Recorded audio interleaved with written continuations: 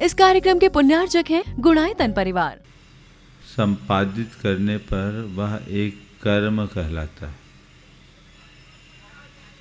लेकिन वही कर्म जब किसी सद उद्देश्य से जुड़ जाता है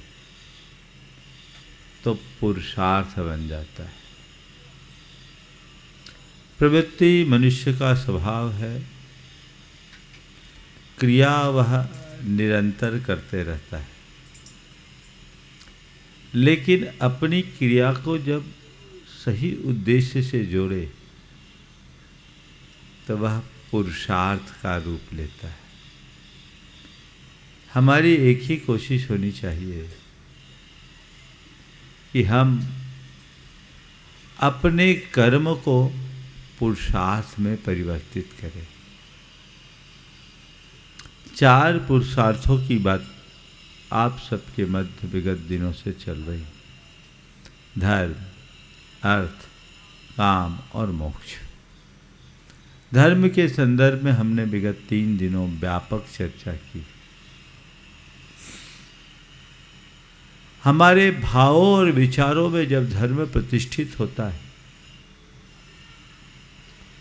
तो हमारी सारी प्रवृत्तियां अपने आप सध जाती।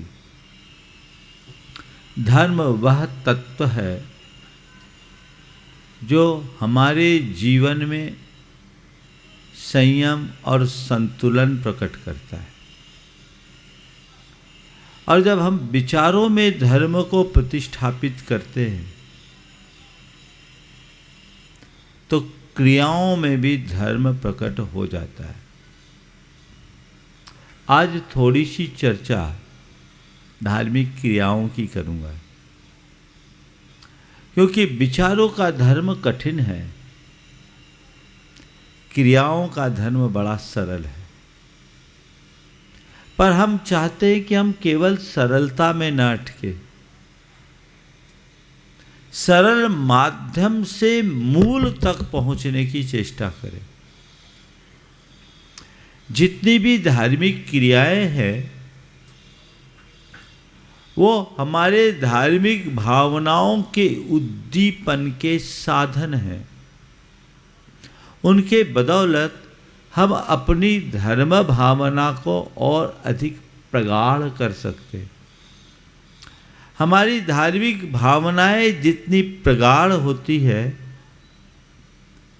हमारे विचार उतने पवित्र, भाव उतने ही निर्मल और चेतना उतनी ही विशुद्ध बन जाती। हमें अपनी चेतना को विशुद्ध बनाना है तो भावों को निर्मल बनाना होगा, और भावों की निर्मलता हमारे विचारों की निर्मलता पर निर्भर करती। धार्मिक क्रियाओं से विचार, भाव और चेतना में भी परिष्कार आता है, आना चाहिए। जब भी हम धर्म की बात करते हैं तो हमें 4 रूपों में धर्म दिखता है। पहला धर्म उपासनागत धर्म। उपासनागत धर्म जो धर्म का बड़ा स्थूल रूप है और सबसे ज्यादा प्रसिद्ध रूप है। दूसरा धर्म है नैतिकता और प्रामाणिकता युक्त धर्म। धर्म का ये दूसरा रूप है, नैतिकता और प्रामाणिकता के रूप में। धर्म का तीसरा रूप है कर्तव्य निष्ठा, और धर्म का चौथा स्वरूप है आध्यात्मिक जागरण।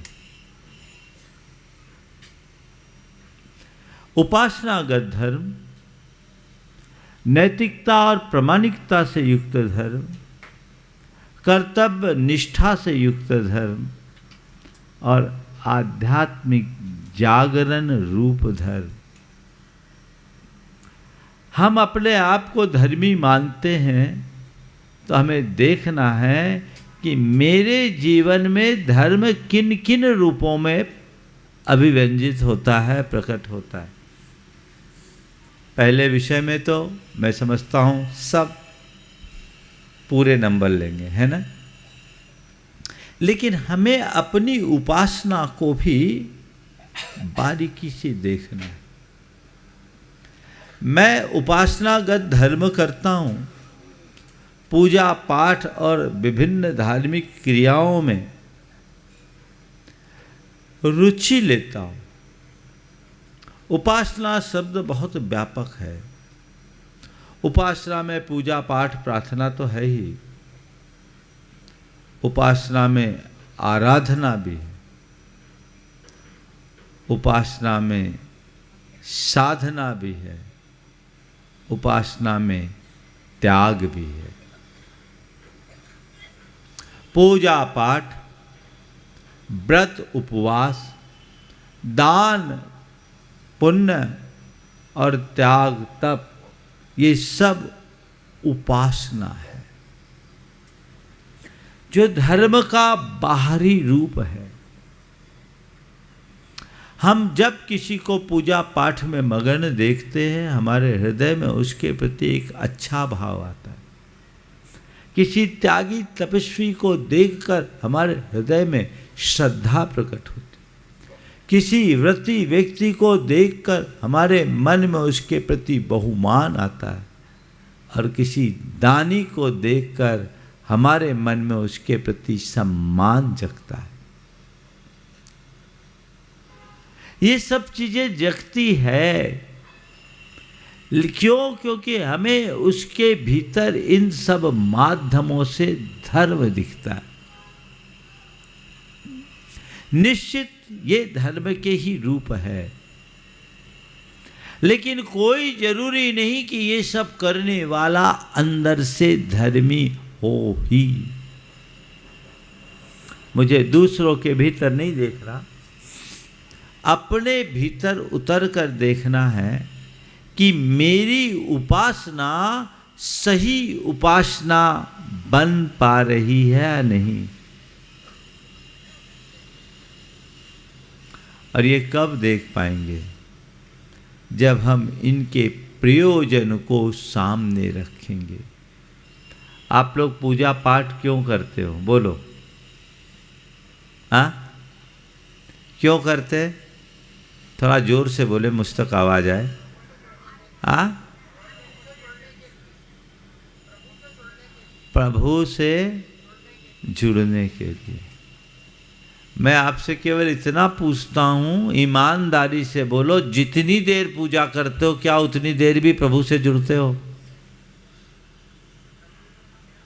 आप कह रहे हो कि पूजा पाठ करते हैं प्रभु से जुड़ने के लिए,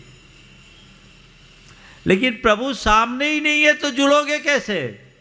सामने बैठे प्रभु में ही प्रभु नजर नहीं आते तो किस प्रभु से जुड़ोगे? उपासना उस वक्त अर्थहीन हो जाती है जब वह केवल क्रिया का रूप ले लेती है। संत कहते उपासना को कोरी क्रिया मत बनने दीजिए, अपनी उपासना को जीवन के रूपांतरण की प्रक्रिया बनाइए। हमें पूजा पाठ और धार्मिक क्रिया का मूल प्रयोजन एक रखना चाहिए, वह है भावों की विशुद्धि। मेरे हृदय में भाव विशुद्धि युक्त अनुराग उत्पन्न हो, मेरे परिणाम निर्मल हो, मेरा चित्त सरल हो और मेरा अंतरतम उज्ज्वल हो, अंतर मन उज्ज्वल हो। ये प्रयोजन जब हम सामने रख करके चलते हैं तब भीतर वह तत्व प्रकट होता है। हम लोग पूजा करते हैं तो पूजा भी तन्मयता से करते हैं और पाप में भी उतने ही तन्मय दिख जाते हैं। होता है? तो पूजा तो खूब कर ली, लेकिन उस पूजा से संबंध कहाँ जुड़ा? और इसकी एक वजह है, वह है हमारी भूल भरी धारणा। हम इस धारणा के साथ धर्म करते हैं कि दुनिया में हम कुछ भी करें, भगवान के चरणों में मत्था टेकेंगे, पूजा पाठ करेंगे, मेरा सारा पाप साफ हो जाएगा, है ना। उसका ही एक कुपरिणाम है कि हम पूजा पाठ करने के बाद भी अपने भीतर रंच मात्र परिवर्तन घटित नहीं कर पाते। संत कहते वो परिवर्तन करने के लिए तुम्हें सतत प्रयत्नशील होना होगा, अपने परिणामों के प्रति जागरूक होना होगा। खूब पूजा भक्ति करते हैं, और पूजा भक्ति भी प्राय लोग यांत्रिक करते हैं। मन कितना लगाते, शुरू हो गए और कब अंत हो गया पता ही नहीं, है ना। और कभी कभी तो बड़ी हंसी आ जाती। एक जगह भगवान का निर्वाण महोत्सव चल रहा था, निर्वाण कांड पढ़ा जा रहा था बिना माइक के मंदिर में। एक अम्मा जी थी, उनकी आवाज़ थोड़ी ऊंची थी। अब वो बोलते बोलते बोल गई, दो बलभद्र मुफ्त में गए। लाइन है, दो बलभद्र मुकत्ती में गए। और अम्मा जी क्या बोल रही है, दो बलभद्र मुफ्त में गए। मैंने सोचा कि इनकी पूजा भी मुफ्त में गई। कई बार आप लोग बोलते हैं, अथवा वह शिव के विषकंटक पथ में निष्कंटक बोता। उल्टा हो गया है क्या लाइन, अथवा वह शिव के निष्कंटक पथ में विषकंटक बोता, पलट दिया। सारी क्रियाएं उस समय अर्थहीन हो जाती है जब हम उस क्रिया को कोरी क्रिया बनाकर बैठ जाते हैं।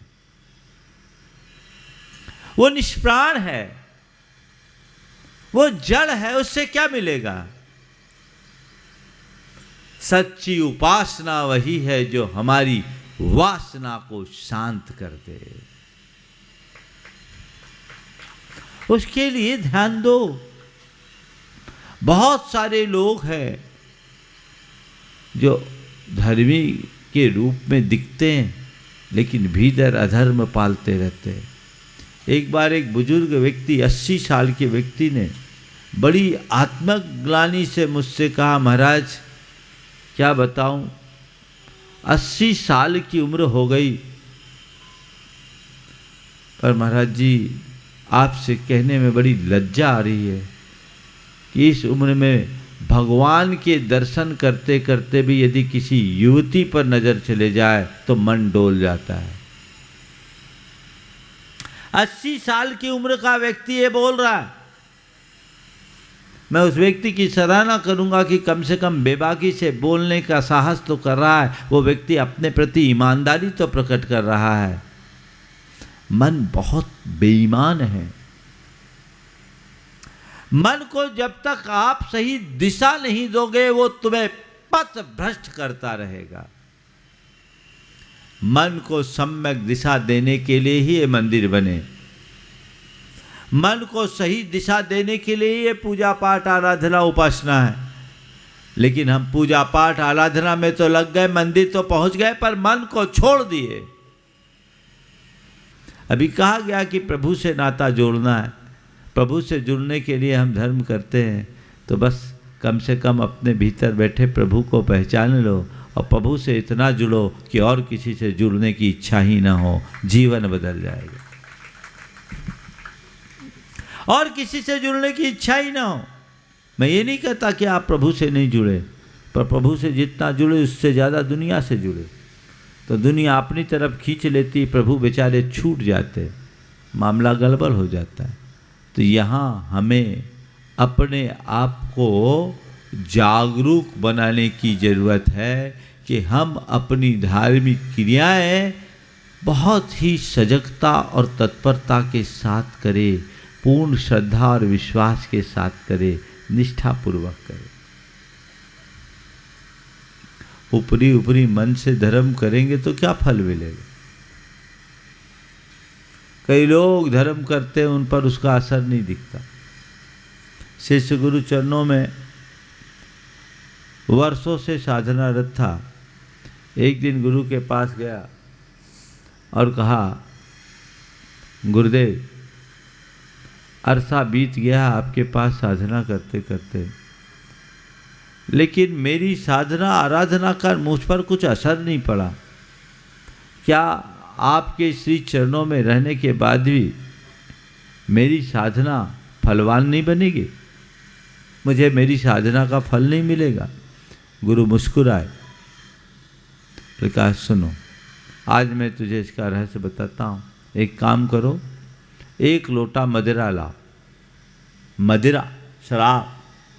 शिष्य एक बार को अचंभित हुआ कि गुरु को शराब की क्या जरूरत, लेकिन फिर भी वो श्रद्धालु था, आज्ञाकारी था, लोटा भर शराब ले आया।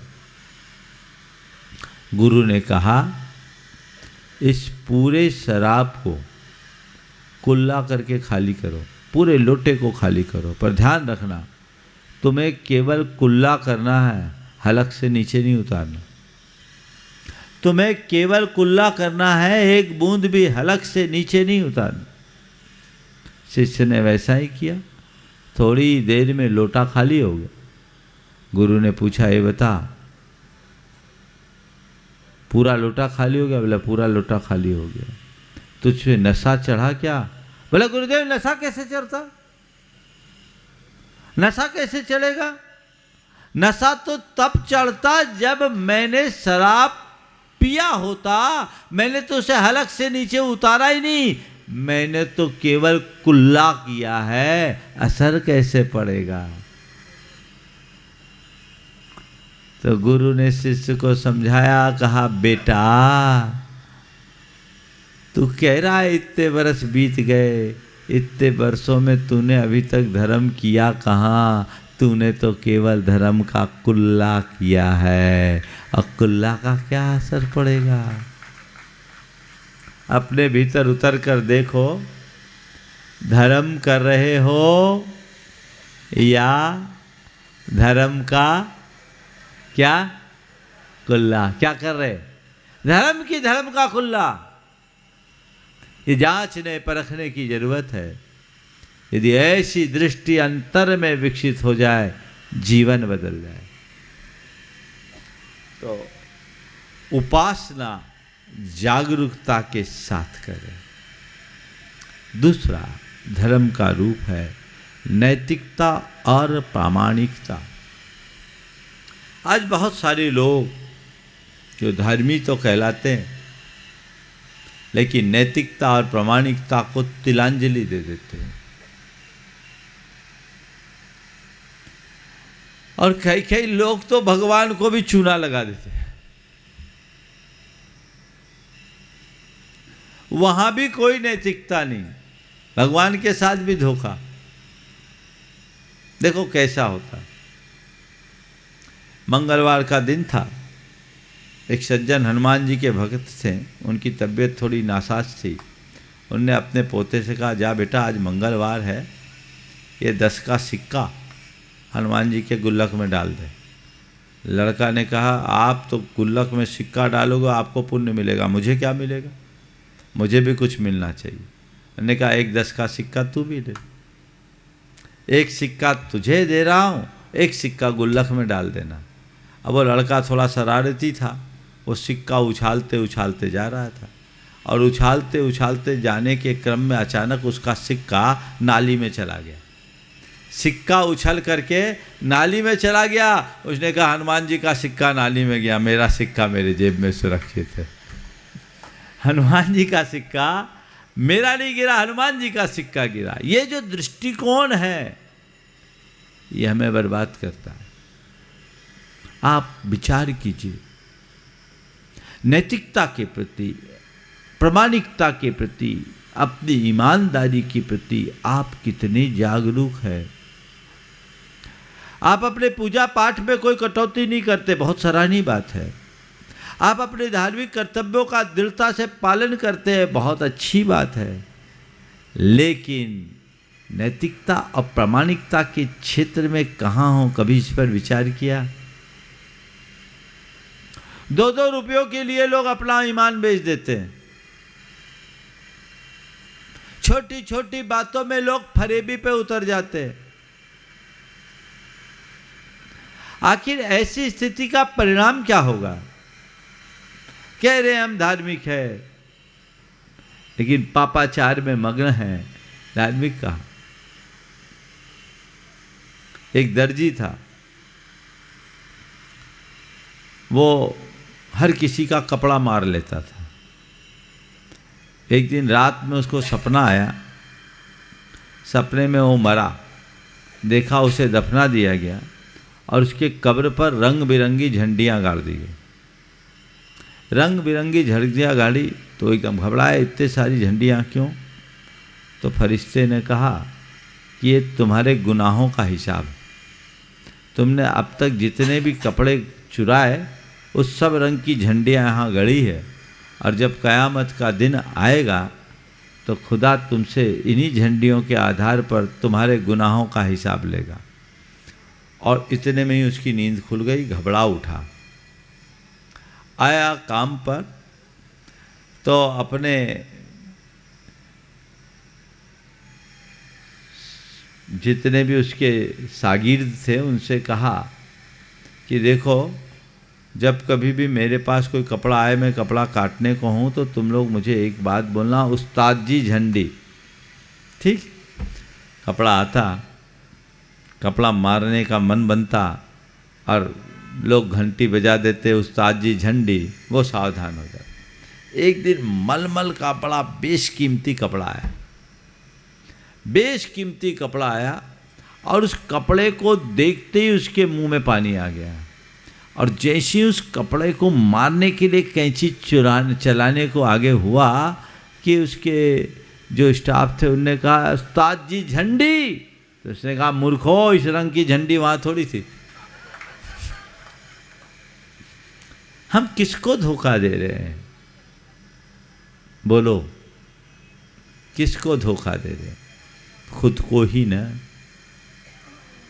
यदि सच्चे अर्थों में हम धर्म को जीना चाहते हैं तो नैतिकता और प्रामाणिकता को अपने जीवन का आदर्श बना करके चले, अन्यथा हम पर धार्मिकता का लेवल जरूर लग जाएगा, पर धर्म हमसे दूर रहेगा।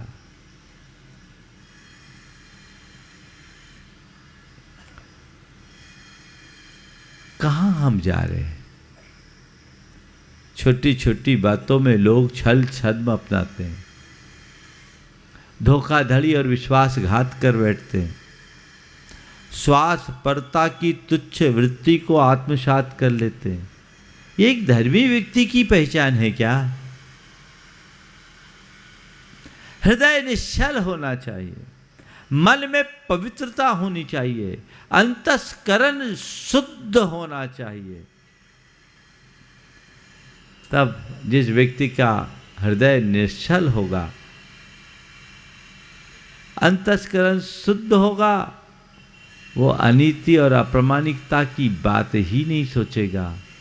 और बाकी के लिए तो कहते हैं, देते हैं भगवान को धोखा, इंसा को क्या छोड़ेंगे, है ना? आप लोग बोलते हैं, कहीं भी जा सकता है। इससे अपने आप को दूर रखना चाहिए। एक बड़ी पुरानी कहानी याद आ गई। आदमी कैसा है? एक आदमी भगवान का भक्त था, किसान था, कुछ सालों से खेती नहीं हो रही थी, मौसम साथ नहीं दे रहा था। खेती में होने वाले नुकसान से परेशान होकर वो भगवान के पास चला गया, भगवान की आराधना करने लगा। उसकी आराधना से भगवान प्रसन्न हुए और भगवान ने पूछा, बोलो क्या मांगते हो, क्या मांगते हो? तो कहा, भगवान कुछ नहीं, परेशान हूँ, खेती ठीक नहीं हो रही, 3 साल से खेती खत्म हो गई और घर में दाने दाने के लिए मोहताज हो गया हूँ, लाले पड़ रहे खाने के। भगवान ने कहा, ठीक, तू मेरे पास आया है, मैं तेरा साथ दूंगा, लेकिन धंधे का काम धंधे जैसा होगा। बोले क्या? बोले मैं तुझे साथ दूंगा, पर खेती अब साथ मिलकर करेंगे, पार्टनरशिप में होगा। ठीक है भगवान, पार्टनरशिप में होगा। मुझे क्या करना होगा, आप क्या करोगे? भगवान ने कहा ज़मीन तेरे पास है, खेती तू करेगा, मेहनत तू करेगा, बीज तू बोएगा, मैं पानी बरसाऊंगा, मौसम पर मैं कंट्रोल करूंगा। तेरे को सिंचाई विचाई करने की ज़रूरत नहीं पड़ेगी, और जो फसल आएगी उसका आधा आधा कर लेंगे। किसान ने कहा ठीक है भगवान, आधा आप, आधी फसल मेरी, आधी फसल आप। बोले ठीक। भगवान ये बताओ, आप ऊपर की फसल लोगे कि नीचे की? अब भगवान ने कहा भैया फसल तो ऊपर होती है, मैं ऊपर की लूँगा। बोले ठीक है भगवान, आप ऊपर की ले लेना, नीचे पर तो मेरा अधिकार है। बोले हाँ ठीक है, मैं नीचे पे संतोष करूँगा। समय पर बीज बोया, फसल आई,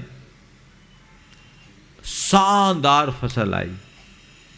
फसल जब पककर तैयार हुई, भगवान आए नीचे। बोले भैया फसल आ गई? बोले आ गई। तो फिर आधी फसल मेरी दे दो। बोले भगवान ले लो। बोले आपने क्या कहा था? बोले ऊपर की फसल मेरी तो नीचे की मेरी। तो भगवान एक काम कर लो, पहले ऊपर की आप ले लो, फिर मैं नीचे की ले लूँगा।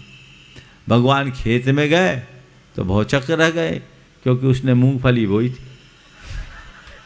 भगवान के ही से ऊपर के पत्ते आए, सारा माल किसान के हाथ।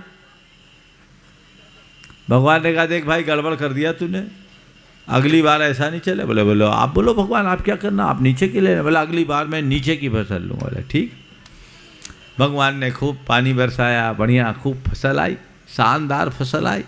जब भगवान आए, बोले बोलो भाई मेरी फसल दे दो। बोले आपकी क्या फसल थी? बोले नीचे की। बोले नीचे की आपकी, ऊपर की मैं ले लूँ? बोले ले ले। भगवान गए, देखे तो दंग रह गए, क्योंकि खेत में ज्वार लगे थे। ज्वार की ऊपर, बोले ऊपर की मैं ले लेता हूँ, नीचे की आप ले लो। और ज्वार पूरे उसने ले लिए, भगवान के हाथ में केवल घास फूस लगी। भगवान ने कहा तूने तो बदमाशी कर लिया, देख 2 बार तू मुझे छका दिया, अब की बार मैं तुझे नहीं छोड़ूंगा। एक काम करता हूँ, अब की बार मैं ऊपर की भी लूँगा, नीचे की भी लूँगा, जो करो भगवान, हम तो आपके सेवक हैं, हम तैयार। बोले आप ऊपर की भी ले लेना, नीचे की भी ले लेना। भगवान ने कहा अब तो चकमा नहीं देगा। अब सही समय पर जब फसल आई, भगवान आए, किसान ने बोला बोलो भगवान आपकी क्या शर्त थी? बोले ऊपर की नीचे की मेरी। तो बोले बीज की मेरी? बोले हाँ बीज की तेरी। वो खेत में गया तो भगवान फिर उसके चक्कर में आ गए, क्योंकि उसने मक्का बोया था। बोले भगवान आप ऊपर की ले लो, नीचे की ले लो, बीच का मक्का मुझे छोड़ दो। पता नहीं ये घटना काल्पनिक है, लेकिन यथार्थ ये है कि आज यदि भगवान हमारे साथ व्यापार करने आए, हमारे साथ नहीं तुम्हारे साथ, हम तो व्यापार वाले हैं नहीं, आज यदि भगवान तुम्हारे साथ व्यापार करने के लिए आए तो इससे भी ज़्यादा चूना लगाने में नहीं चूकोगे, है ना। कहाँ है हम? जब तक हम नैतिकता और प्रामाणिकता को प्रमुखता नहीं देंगे, धर्म व्यवहारिक स्तर पर जीवन में प्रकट नहीं हो सकेगा। धर्म का तीसरा रूप कर्तव्य निष्ठा, ड्यूटी। प्राय लोग धार्मिक क्रियाओं में तो रुचि रखते हैं, पर अपने कर्तव्यों के प्रति उदासीन रहते हैं। वो आपका धर्म है। आप यदि किसी प्रोफेशन में हैं तो आपका अपना कर्तव्य पूर्ण करना आपका प्रोफेशन रिलेटेड धर्म है। आप अपने घर परिवार को संभाल रहे हैं तो घर की जिम्मेदारियां भी आपका कर्तव्य है, वह कर्तव्य भी आपका धर्म है। देश के प्रति, समाज के प्रति, परिवार के प्रति और स्वयं के प्रति जो कर्तव्य है उसका निष्ठापूर्वक पालन करना चाहिए। यह भी धर्म का एक रूप है। आज के दौर में देखने में आता है कि लोगों की कर्तव्य निष्ठा दिनों दिन क्षीण होते जा रही है। लोग दूसरों के कर्तव्य की तो बात करते, अपने कर्तव्य को भुला देते। मैं आप सबसे कहता हूं, अपने कर्तव्य को अपना धर्म मानिए। कई बार इस कर्तव्य विमुखता से बड़े नुकसान भी हो जाते हैं। एक परिवार में एक बहन जी बहुत धर्मात्मा, पति असमय में चले गए और पति के जाने के बाद अपना मन लगाने के लिए वो और ज़्यादा धार्मिक क्रियाओं में मगन हो गई। बुरा नहीं है, अच्छा है, धार्मिक क्रियाएं करने लगी, लेकिन उसका साइड इफेक्ट दूसरा हो गया। बोले उसके बच्चे धर्म से विमुख हो गए और बच्चे धर्म से विमुख ही नहीं हुए, धर्म से चिढ़ हो गई। एक दिन उसने मुझसे कहा, महाराज जी मुझे बहुत तकलीफ है, आज मैं सबके बच्चों को पढ़ाती, पाठशाला वगैरह पढ़ाती, बहुत एक्टिव, पर मेरे बच्चे धर्म के नाम से चिढ़ते। महाराज आप ही कुछ कर सकते हैं। संयोगतः एक दिन मेरा आहार हुआ, उसका एक बेटा कहीं से आहार देखने खड़ा हुआ। मैं पहचान गया। आहार संपन्न होने के बाद मैंने उसको अपना कमंडल पकड़ा दिया, अब तो आना ही पड़ेगा। आते ही सब लोग एक साथ टूट पड़े, बोले महाराज जी इससे बोलो ये बड़ा नास्तिक है, मंदिर आए। मैंने सबको शांत